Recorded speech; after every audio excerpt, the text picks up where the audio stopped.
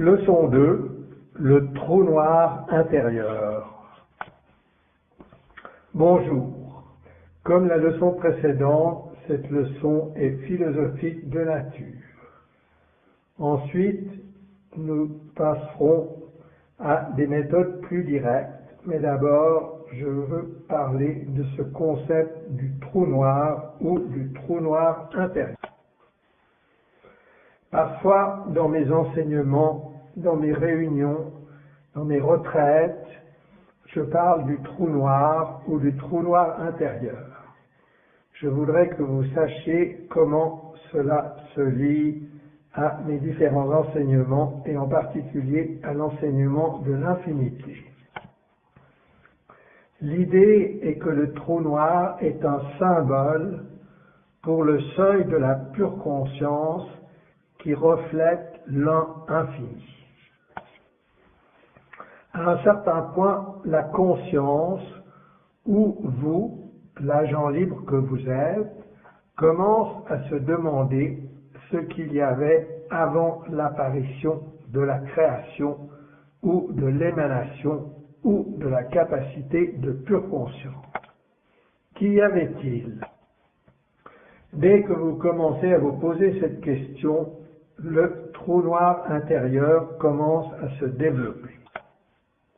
Alors, qu'est-ce que c'est? Imaginez l'immensité infinie que nous avons imaginée dans la leçon précédente. L'immensité infinie sans aucun point de référence, mais maintenant vous imaginez que la pure conscience est une bulle à l'intérieur de cette immensité infinie. À l'intérieur de cette bulle, la pure conscience est habituellement consciente de tout ce qui se passe à l'intérieur de la bulle. À l'intérieur de cette bulle de la pure conscience de tout ce qui est, il y a un nombre infini de plus petites bulles qui représentent les consciences individuelles qui tous dérivent leur pouvoir de cette bulle unique qui est la base de la pure conscience qui donne naissance à toute chose. Imaginez l'immensité infinie et la bulle de la pure conscience. L'immensité infinie dans une bulle. Et maintenant, imaginez que cette bulle, qui est elle-même la capacité d'être conscient, et qui est habituellement conscient de toutes les choses qui se trouvent dans sa propre bulle, produise une création à l'intérieur d'elle-même, comme une sorte de globe avec de la neige. Elle se distrait elle-même et elle s'exprime elle-même. Mais que se passe-t-il si ce globe avec de la neige ou cette bulle commence à se poser des questions à propos d'elle-même? D'abord, elle commence à comprendre qu'elle est la pure conscience. Alors, au lieu d'être hypnotisée par les contenus de la bulle devient consciente de son propre substrat, du contexte, du contenu, le contenant pour le contenu de l'expérience. Elle commence à réaliser la pure conscience elle-même, qui est responsable et inséparable de chaque expérience qui se produit en elle. Elle commence à réaliser la nature de la réalité. Elle commence à réaliser la fondation de l'être. Elle commence à réaliser le substrat, l'essence de tout ce qui est la pure conscience elle-même. Sans la pure conscience, il n'y a pas de tout ce qui est, il n'y a pas d'expérience. Que se passe-t-il si cette pure conscience non seulement devient consciente de son propre substrat, de la nature de sa propre bulle, pourrait-on dire, mais aussi se demande Qu'y a-t-il au-delà de la bulle? Qu'y a-t-il au-delà de la présence de la pure conscience qui fait que toute chose apparaisse? Qu'y a-t-il au-delà de même cela? Et maintenant, imaginez que cette question, lorsqu'elle se présente de façon authentique à quelqu'un, à une conscience particulière, est presque comme d'activer le un infini qui vient de l'extérieur de la bulle en utilisant une aiguille pour pénétrer, pour percer le substrat de cette bulle. C'est une question très puissante et très active, même si au départ rien ne semble se produire, mais de simplement rester avec la question « Qu'y a-t-il au-delà de la conscience ?» Et nous aborderons cela dans la leçon suivante. C'est comme d'activer le percement de la bulle. Le trou noir est ce que nous percevrions à partir de l'intérieur de la bulle en regardant le substrat de la pure conscience, le un infini qui la perce dans un sens. Tout cela est symbolique, mais cela fonctionne. Ainsi, lorsque l'on perce la bulle, le substrat de la pure conscience elle-même, à partir de l'intérieur, nous pouvons voir l'extérieur de la bulle. En fait, nous pouvons voir la nature de l'un infini sans avoir de voile qui nous en sépare. C'est ce que nous percevons comme un trou noir. Bien sûr, cela est en partie symbolique, mais en fait, cela a des racines dans la manière dont fonctionne la réalité sur un plan spirituel et sur un plan non physique, aussi bien dans une certaine mesure que sur le plan physique. Le scientifique Nassim Haramein, dans plusieurs vidéos, explore l'idée qu'il y a un trou noir au centre de chaque atome. Et cela m'est confirmé par mon instinct ou mon intuition, par ce que j'ai compris du non-physique expérimentalement. À ce niveau quantique, vous commencez à perdre tout sens de l'espace et du temps et de la linéarité. Ainsi, il est difficile de parler du cœur de chaque atome physique parce que même à un niveau subatomique, les choses ne fonctionnent pas réellement d'une façon aussi physique que ce que nous percevons. Aussi, prenons tout cela avec un grain de sel et rendons-le un peu plus magique que c'est d'un point de vue purement scientifique et physique. Utilisez cette symbolique comme un moyen de comprendre quelque chose pour vous-même. À la base, ce que suggère Nassim, et je suggère la même chose, c'est qu'au cœur de chaque objet, de chaque création, de chaque molécule, du soleil, de la terre, de chaque atome, au cœur, il y a l'existence constante d'un trou noir. Maintenant, je n'ai toujours pas expliqué ce que signifie ce trou noir. La signification du trou noir est qu'il représente la fusion de la création, de retour en union avec l'un infini.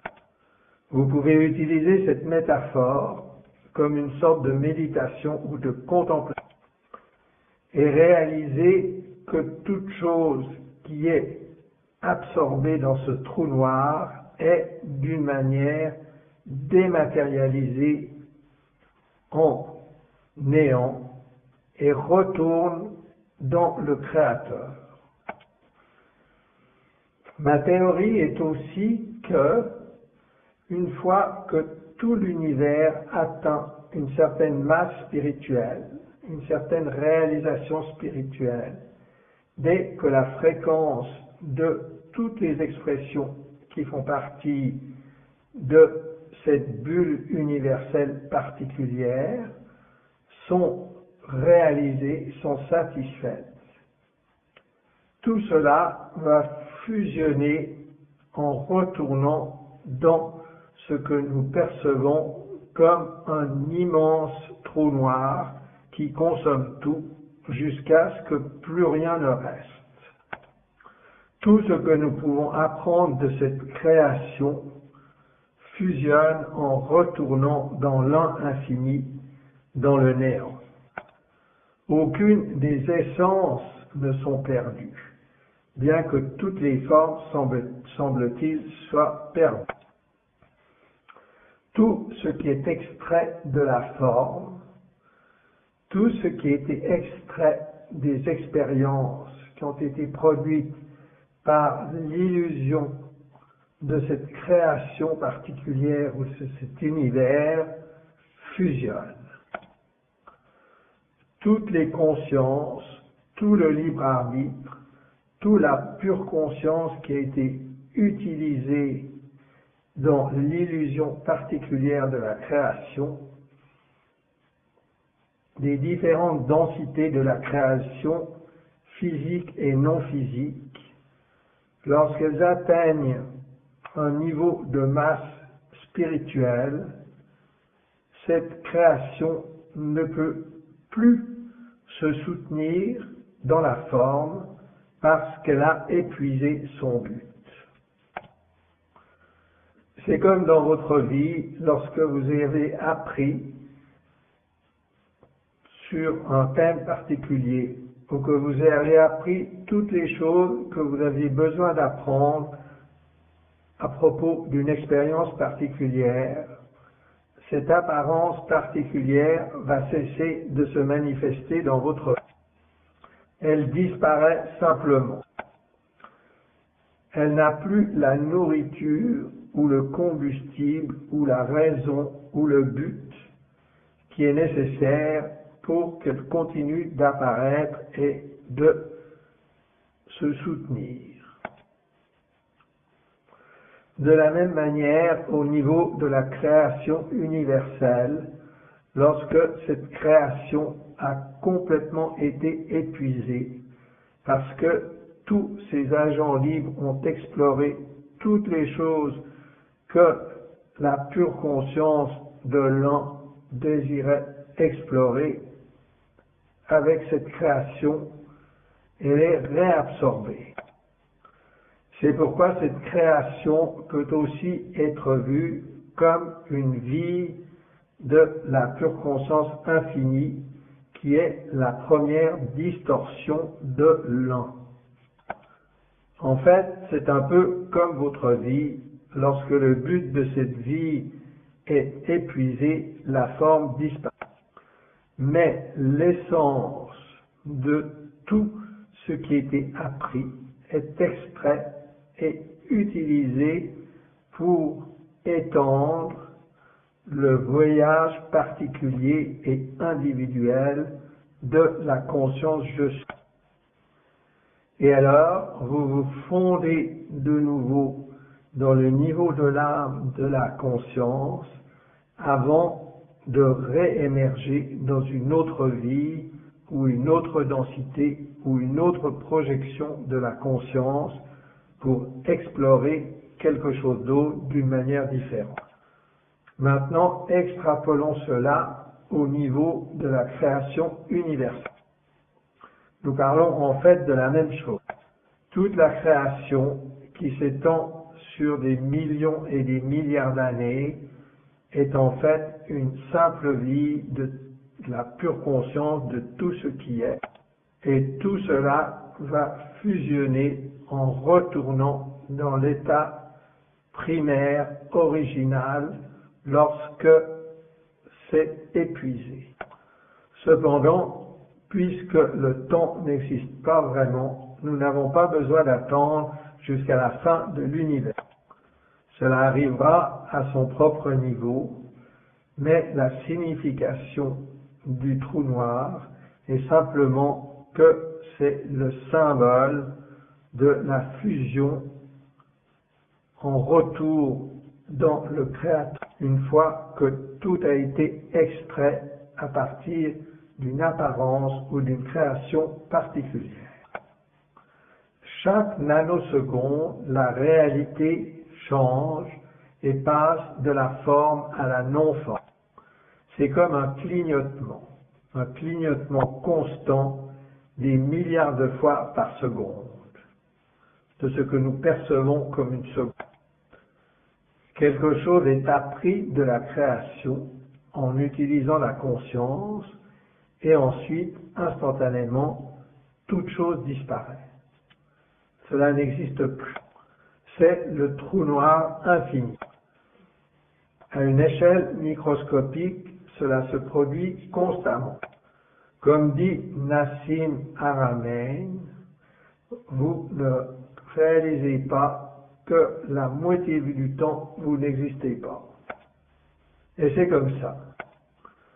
Le trou noir signifie simplement le moment de non-création ou le seuil en regardant du point de vue de la création qui regarde en arrière le Créateur et qui crée un trou dans le substrat de l'univers, de la création, de la conscience. Ce symbole peut être utilisé comme une manière de réaliser le trou noir intérieur, comme une manière de traverser le trou noir intérieur et de réaliser ce qui se trouve de l'autre côté, qui n'est rien d'autre que l'infinité. Rien ne se produit jamais. Tout est l'un infini, l'intelligence infinie sans forme. Les devoirs. Amusez-vous avec cette visualisation. Réécoutez cette vidéo une ou plusieurs fois afin d'en comprendre toutes les subtilités.